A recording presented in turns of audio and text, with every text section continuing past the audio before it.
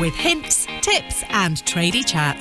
Grab yourself a brew because it's about to start. This is Women in Trades with Amy the Sparky. Before the show starts, I just quickly wanted to talk to you about Tradify. Tradify is a fast-growing job management platform for all busy tradespeople. It's great for managing all sorts of business admin such as quotes, tracking invoices, timesheets and appointments, leaving you more time to focus on other important things. Tradify have very kindly given me a discount code for my viewers, so check them out by clicking the link in my show description and using discount code AMY50 to get 50% off.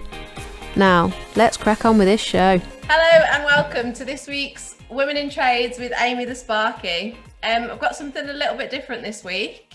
I've got Hayley Roberts, owner of Cube Lighting. Hello.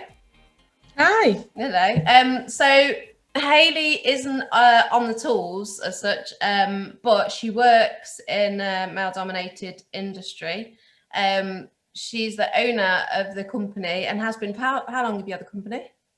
6 years now. 6 years. So we're going to have a good chat about what it's like working in this industry. So tell us a little bit about you first.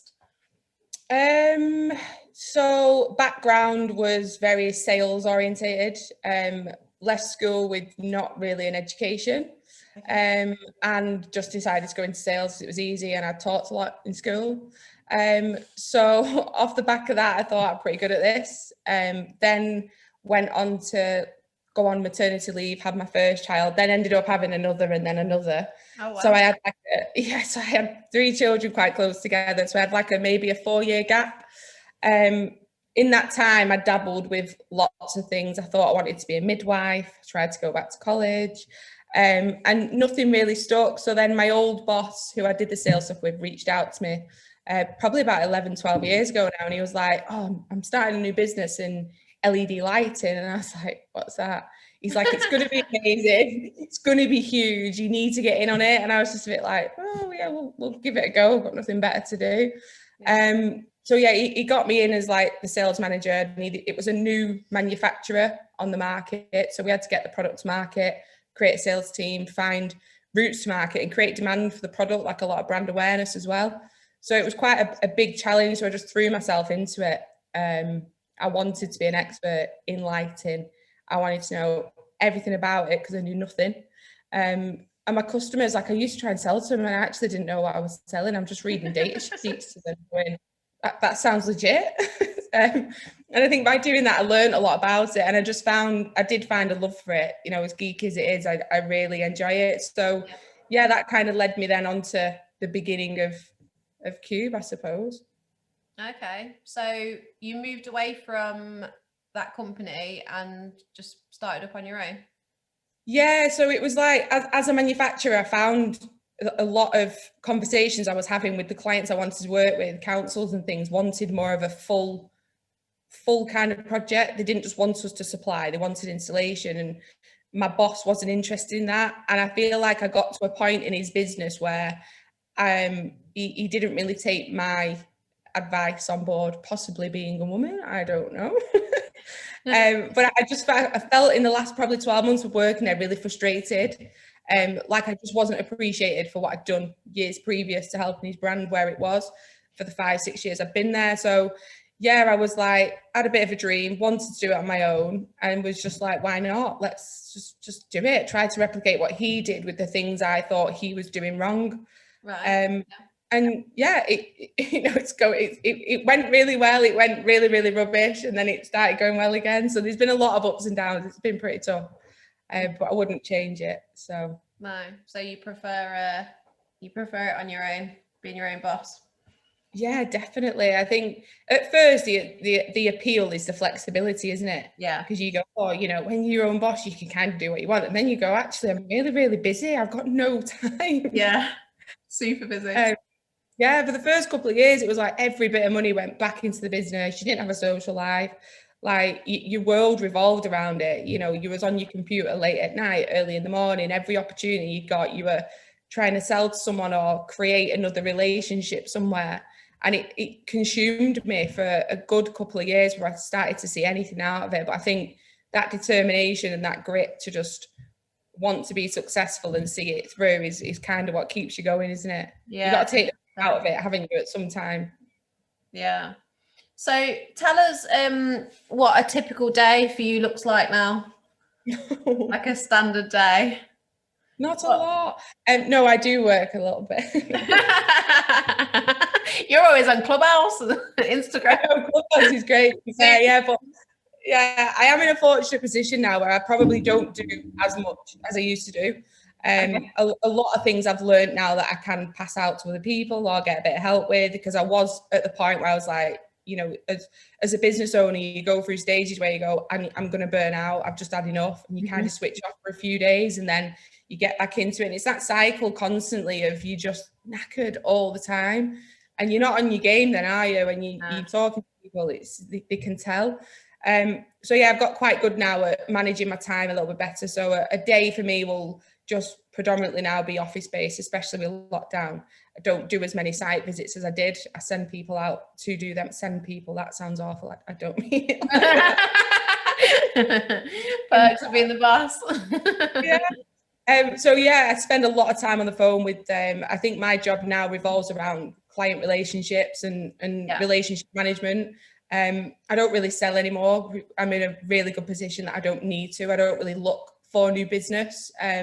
New business comes to me by doing things like being on Clubhouse, or I spend a lot of time on LinkedIn. That's become part of my working day. I think the actual business was built through LinkedIn itself. I still use the free feature. 6 years in, I don't pay for it. I won't pay for it. Okay. But that's been probably the huge marketing tool that built the business. That's been part of my working day and will continue to be, I think, where relationships are found, and very loyal as well. I think it's been a really good tool to use. Yeah, definitely. So do you like the position that you're in now? You prefer to be office based rather than site visits and stuff like that? I do love the site visit. I love it. I like, I like being on site, I like being involved, I like meeting new people and chatting to them, but we don't really talk about work. You go to a site visit, you talk about everything but, and then I'm leaving, I'm like, oh my God, I've not counted the light things I was the thing you came for. I think I just go out for social visits. I think that's what it is. Yeah. Tell me about some of your experiences in the past with site visits. Being a woman, how do you feel that you're sort of treated on site? Because you go to some big sites, don't you? The first few years was really difficult. So when I first went into the kind of corporate world and I was going into board level meetings with decision makers, that was really tough, because I was kind of sat with a group of maybe 8 to 10 men all making decisions and thinking they had all the ideas. So architects and, people who you think would know what they're doing. And I'm bringing ideas to the table and, at some point questioning things, going, that doesn't really work for me. I probably would do it this way. And you're kind of going, oh, I don't really want to say that. But your opinion was never taken on board and you talked over constantly. And I found that really, really difficult. Right. So specifically because you're a woman, you feel that was happening? It felt that way. It felt like, I don't want to sit here and go, it's because I was a woman. I think what they find is, or the generalization is, as a woman, they think you probably don't know as much. And, you're probably a bit younger than what they are as well. So your knowledge can't be there. You can't have the experience. And what do you know about this industry? And honestly, I'd find sometimes they'd ask you questions to try and trip you up. I don't claim to be an electrician. I don't profess to know what you guys do. Hats off to you. I couldn't do it. But I know enough to get by. I know enough to be able to put a quote together and know what materials we need. And the times that people question that and you go, would he have said that to a guy? I just don't think he would. I don't think he would have A, spoken like that to a guy, and B, even asked him to prove that his knowledge. It's just rude, isn't it? Like, this is what you do. This is your thing. This is your life, your business.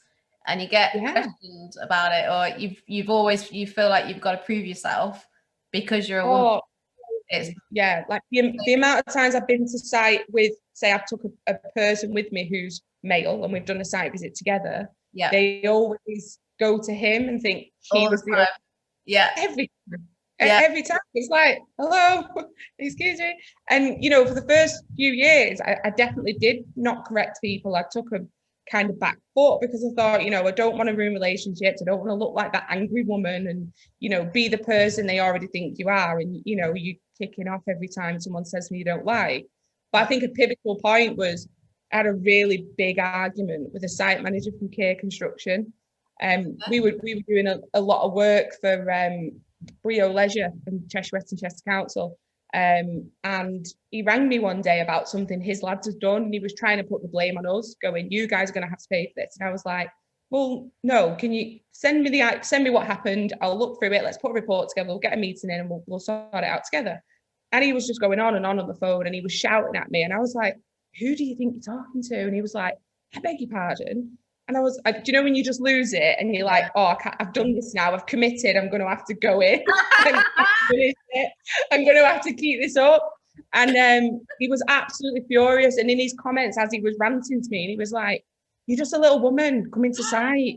Like, have you even got a clue what you was doing? And I was like, absolutely furious. You're shaking when you're mad. And I'm on the phone. Yeah. So then I come off the phone and I was telling someone in the office, and then I angry cried, which was really annoying.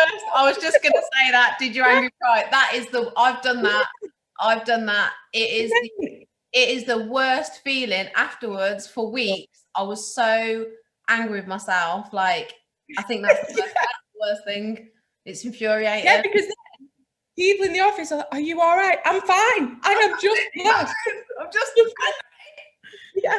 And I full on angry cried. And then I was really annoyed that I angry cried because he didn't upset me. I was just like that angry. Yeah. And I think it was like, do you know what? Like, I won't be spoken to like that. I know my worth. I know what I've done to get here. Like, I know what I'm doing. I know what I'm good at, and I'm hands up what I'm not good at something. I will openly say to someone, that's not really for me. I'd probably get you to ring one of the guys who's a bit more technical, or, you know, let me make a call for you. I am completely hands up when I don't know something. I think the worst thing you can do is blag it. Don't get me wrong. I'm a saleswoman by nature. I wing it a lot, but I will never blag something that's important. No.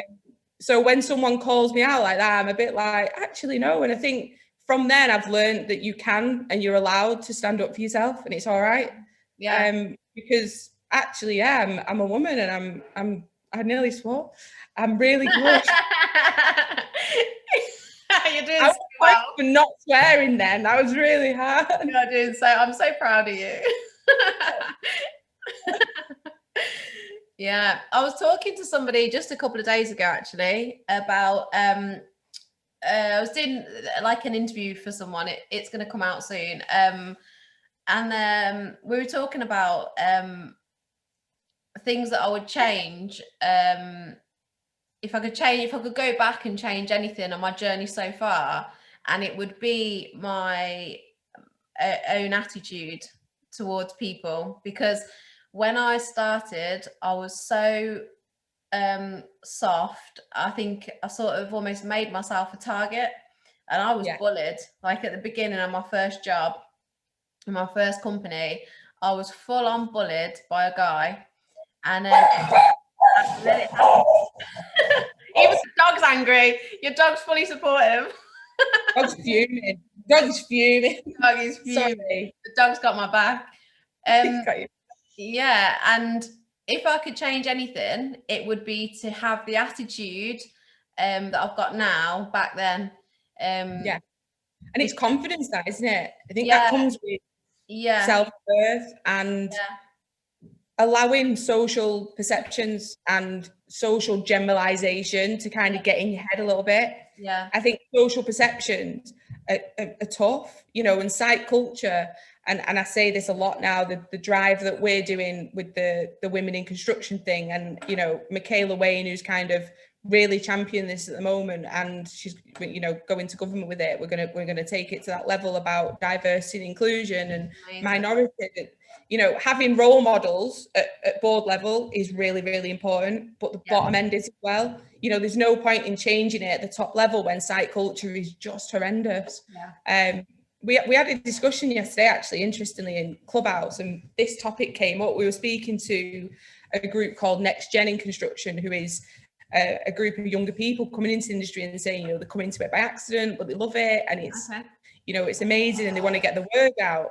And this young girl said, I did go back and speak to lads in the office last week after the Women in Construction room. And she said, I talked to them about the idea of site culture and, what you were saying about it. And she said their response was, well, that's never going to change. Banter's banter, like, take it on the chin. So what if someone's telling you to get in the kitchen because you're a woman? Like, I hear it all the time. I hear it all the time on site. Like, why? That's like, for me, banter's funny. Like, I'm all about banter. Yeah. Like, I'm all for it. Love a bit of banter. Love having a laugh, but it's got to be funny.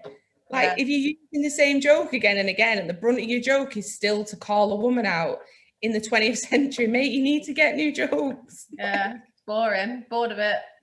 Yawn.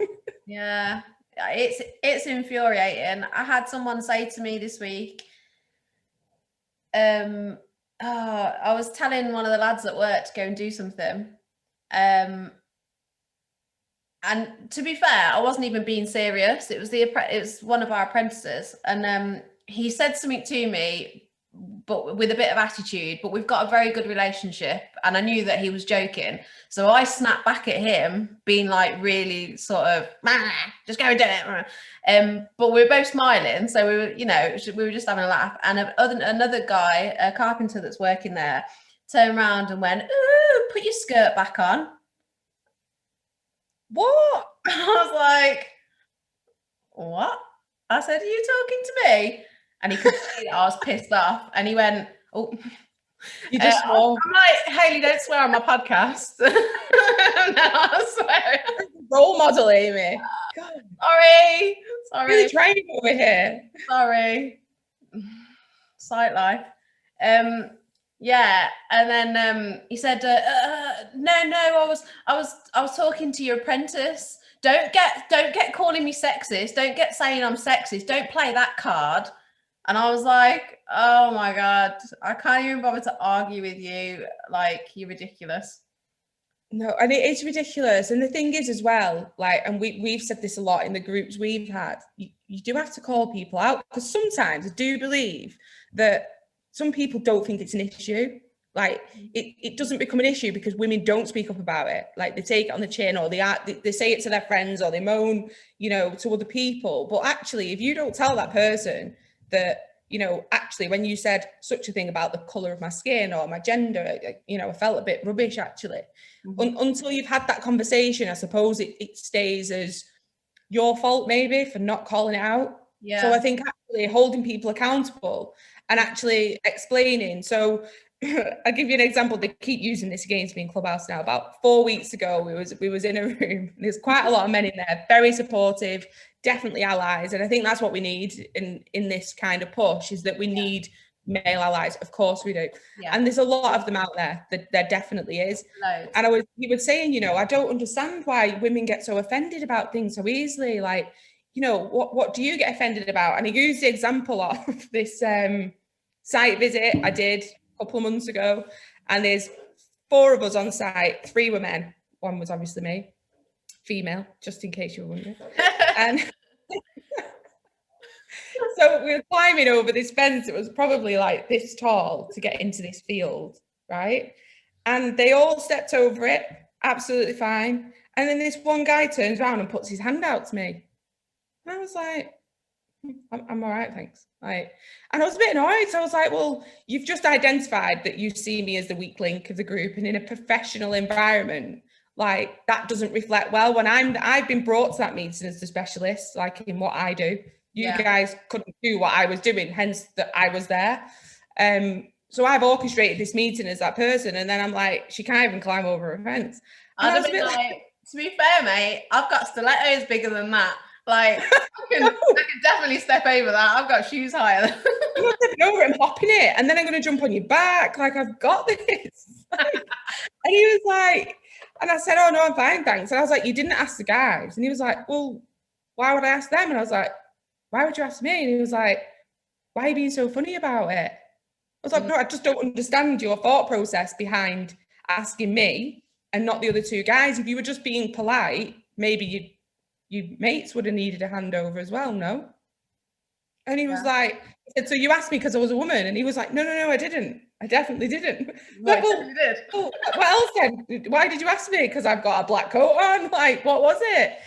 So I brought this up in the room and these guys were like, do you know what? I've never thought about the way that comes across. He said, so in a meeting, I go to a board meeting, there's a woman there, I'll pull a chair out for her. He said, but I don't do that for the guys in the room. I'm like, well, stop doing it then, because you're almost then introducing her as the weaker person in in your relationship or in your personal relationships with and friendships with females. If you want to be chivalrous, if that's even a word, can't even say it. Yeah. But if you want to be like the gentleman type, that's fine. I'm not saying don't be like that, but in a professional environment where women want to be treated as equally, and we fought for equal pay and all these things, we want to be treated like not the weak link. Just treat us the same. That's all we're asking. Yeah. It's not hard, is it? No, I totally get that. And I think with the comments and stuff that they say, oh, it's banter, I think a lot of them, they don't realise, because to them it's one comment, but to me it's a comment every day. Yeah. So it's they probably very rarely work with a woman on site and they might make that one comment to me, but I've been on site after site, job after job every day, and I'm getting comments every day. So they're only thinking of it from their point of view, like it for me, I'm hearing it constant. So it's almost like you're inundated with it. They're going, it's a harmless comment, but 100 harmless comments becomes an issue, doesn't it? And the worst bit is when they do that bit where they turn it around on you and be like, why are you getting funny about it? Why are you getting moody about it? Oh, women are so moody. Women, do you know what I mean? But it's like, we get it constantly. Yeah. We just want to come to work like everyone else, but we get it constantly. The male banter, come up with that stuff. Yeah. Like, with the stuff they say to the lads, include me in that conversation instead. Yeah. I don't know. It's just.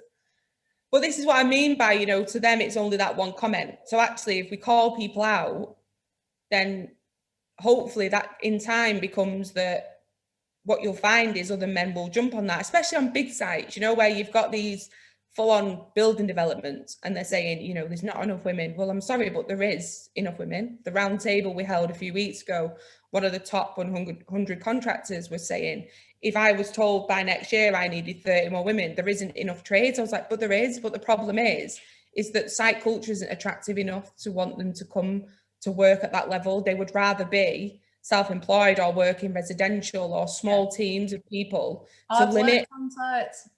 Yeah. It's not nice. It's not nice. It's not. Although, on some of them, I've never had a problem with specifically. I've had all the comments and different things. I've had people start rumors about me that have gone all around site and then come to me and I'm like, what the hell?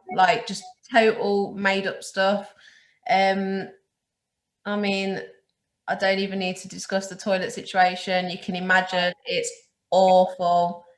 It is awful.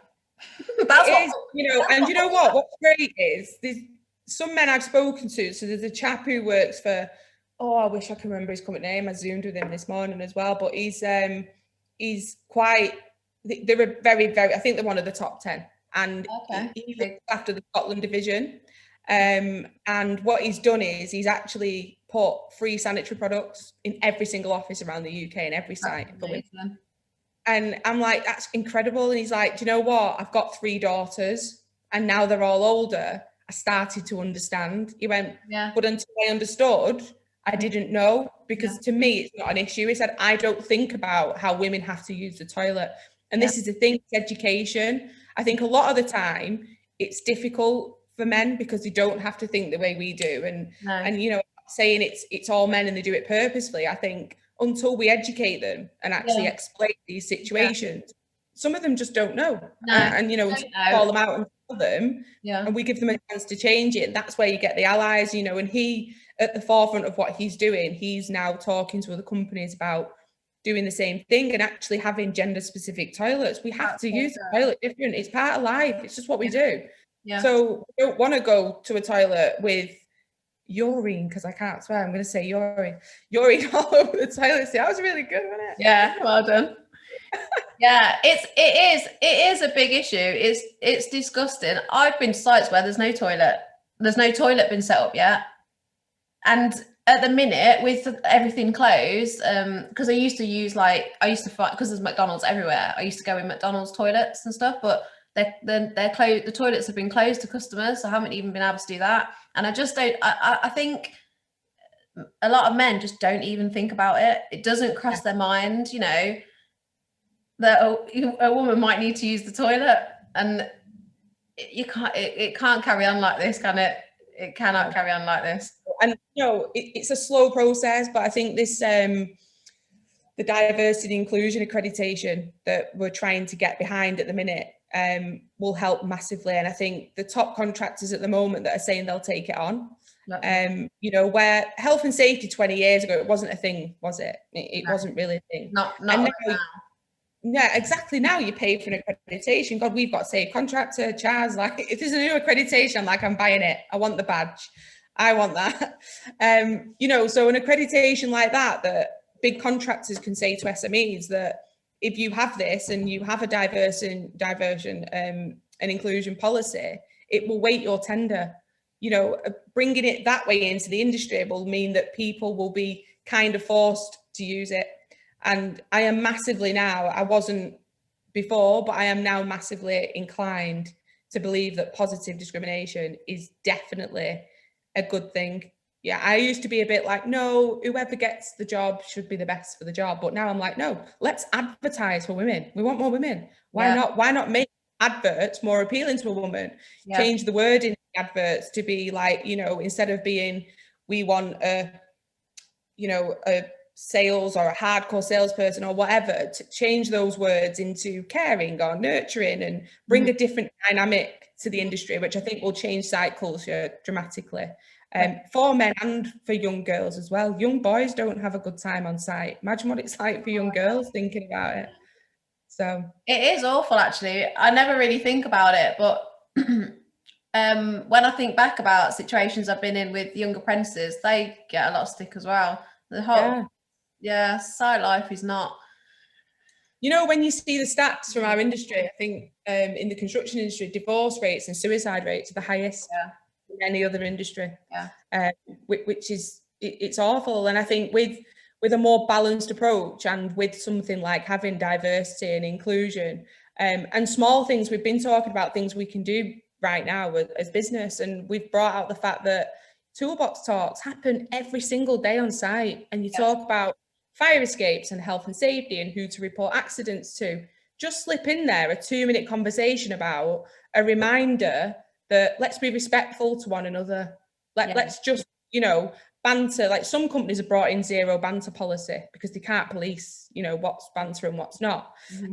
Personally, I don't think that works. I think you kind of destroy the workplace a little bit. It's freezing cold on site sometimes, you know, it's not a nice place. The lads get through by having a bit of banter, you know, they need it. So I think zero banter is not really the right way to do it, but just giving them an idea of what's acceptable and what's not, you know, or calling people out on it, like, you know, curb it in a bit. Yeah, sorry about that. I got a bit carried away. And having those conversations, making people accountable. And on big sites, especially in those toolbox talks, when you report at the end of every week to say that, you know, we've had no near misses or we've had no accidents, site behaviour. What's your site behaviour been like? Give that SME, give that contractor a score out of 10. Are we going to use you again if you're not getting 10 for site behaviour? It's really simple things like that can be implemented now that will change in time, will change the face of the industry. You know, it's been talked about for 20 years and nothing's been done. So people need to start doing things. And I think these roundtables, the first one we've held and the ones that are coming, these things are already happening. Myself and Michaela's new company that we've got together, the first thing we did in our PQQ was put a thing in there to ask if that person applying to be a contractor for us has got a diversity and inclusion policy? And if they've not, would they be willing to, with us, create one for their business? And small changes like that, if everybody takes them on board, something's going to change, isn't it? But it has to start somewhere. So yeah, that's the mission, Amy. That is the mission. I love your passion. I've spoke to you before a few times, haven't I? And yeah, you really like motivate me. You know, sometimes I get like, I get sick of it. You know, most sites are fine, most men are fine, but you get like the odd one, and you think, oh God, nothing ever changes, and it really gets you down. I talk to you, and you really motivate me to try and make a change. You know. Well, that's good. See, and it's like one more person, so that's what we need, isn't it? Yeah, you are amazing. You're doing amazing things, and yeah, anything I can do to help. Yeah. Well, tomorrow we might as well announce is your first Clubhouse audio appearance. Yeah. So yeah, you can definitely put your experience in that, and I'd love you to meet the other people, because honestly, it's a world that you didn't even know was there. You know, you're talking to people who are just as passionate, and you know, when you do, it kind of, like you say, when you spoke to me, it fires you up a bit, and you're like, do you know what? I feel like we can do this. I feel like we can do it. Do you know what? I think we can do it. We're gonna do it. Got this. We really got this. Yeah. So in 6 weeks, is it, or something like that? You're going to government with this? Yeah, but 6 to 8 weeks. Yeah, so we're waiting for the date. But Michaela's at the minute. There's a petition going. Without the petition, we're going to go anyway. But yeah, once that's up and running, we'll get that kind of fired on to everyone to sign. The more signatures we get, the better. Yeah. But yeah, the guys that we spoke to in this first round table were all pretty much on board with what we're doing. And you know, if you think I'm on a mission and you think I'm passionate, wait till you hear Michaela speak, because she is another level. Yeah, she gets me super excited. That's so good. And hopefully this podcast, when it goes out, it's going to get more people more excited and passionate about it, and we'll have more support, and yeah, things will start to change. It's the beginning. Well, that's what we need. When people say, oh, what's your challenge? You know, when they was doing the challenge thing for International Women's Week, you know, what are you going to challenge and why? And we're like, the whole industry. Like, we change challenging all. Yeah, amazing. Oh, thank you so much for talking to me today. I'm all like, you get me all like wound up now. I'm thinking about things, and I've got to go to bed now. But yeah. Telling you about how I want to change your business and make you into like a full-on entrepreneur, Amy. I'm taking you there. Oh my God. Can we save that for the weekend? Because I'm exhausted. Absolutely. You can have wine, and we'll do it on Sunday as well. Wicked. I'll talk to you tomorrow anyway then, in this in my first Clubhouse meeting. Yeah, I'll give you a really good intro like you did for me. So okay.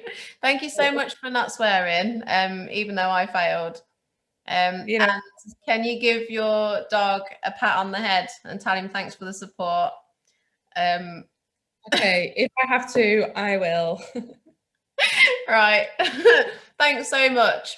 It's been a pleasure. I'll speak to you soon. Good luck with everything. I'll speak to you tomorrow. Yeah, I'll see you tomorrow. All right. Bye. Bye. That was Women in Trades with Amy the Sparky. Never miss an episode by subscribing now. Just hit the subscribe button and turn your notifications on.